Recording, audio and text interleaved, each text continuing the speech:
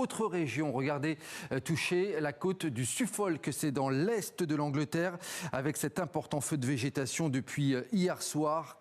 90 pompiers sont à pied d'œuvre en prévention. Habitants et vacanciers ont dû évacuer la zone concernée. Et le risque d'incendie est particulièrement élevé en ce moment en Angleterre en raison de la sécheresse qui touche plus de la moitié du pays. Les conséquences, elles, se font déjà sentir, notamment par la baisse du débit des cours d'eau, mais aussi par des récoltes précoces. Le Pays de Galles et l'Écosse sont dans des situations similaires. Bonsoir Marie Billon, vous vous trouvez dans un parc au sud-est de Londres et on peut voir justement derrière vous les effets concrets de cette sécheresse puisque l'herbe, on peut le voir, hein, est complètement jaune.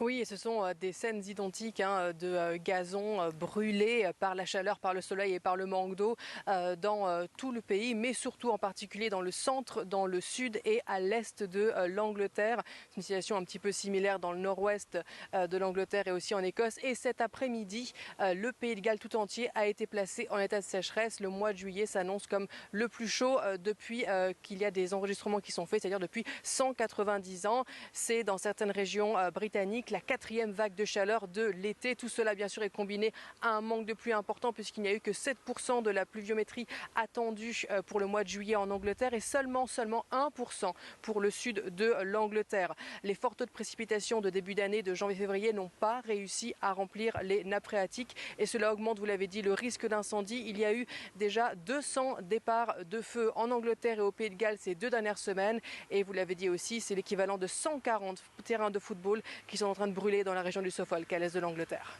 Et Marie, autre conséquence, des millions de personnes dans le pays sont déjà soumises à des restrictions d'arrosage notamment.